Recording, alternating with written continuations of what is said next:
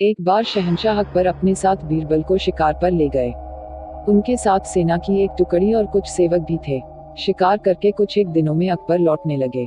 तभी रास्ते पर एक गांव को देखकर बादशाह के मन में उसके बारे में जानने की इच्छा जगी।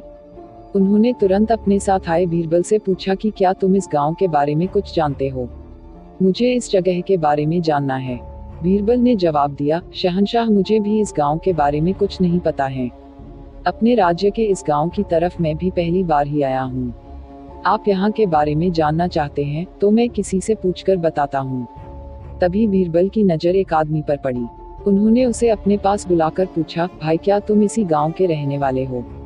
अगर हाँ तो इस गांव के बारे में मुझे सब कुछ बता दो। यहाँ सब बढ़िया तो चल रहा है ना? वो आदमी बीरबल के सवालों का जवाब दे ही रहा था कि उसकी नजर बादशाह पर पड़ गई। उसने उन्हें पहचान लिया। फिर बोला कि साहब आप लोगों के राज में यहाँ कुछ खराब कैसे हो सकता है? यहाँ सब कुछ बढ़िया है। तब बादशाह ने उससे पूछा, तुम्हारा नाम क्या है?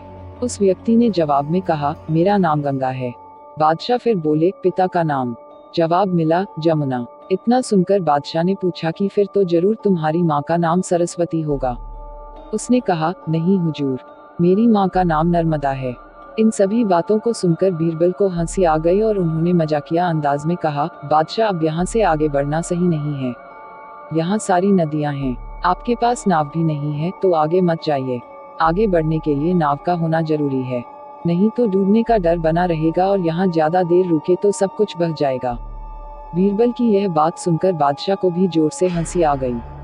वो व्यक्ति भी बीरबल का मजाक सुनकर मुस्कुराते हुए वहां से चला गया। कहानी से सीख, हर दम व्यक्ति को गंभीर रहने की जरूरत नहीं होती है, हंसी मजाक करना भी जरूरी।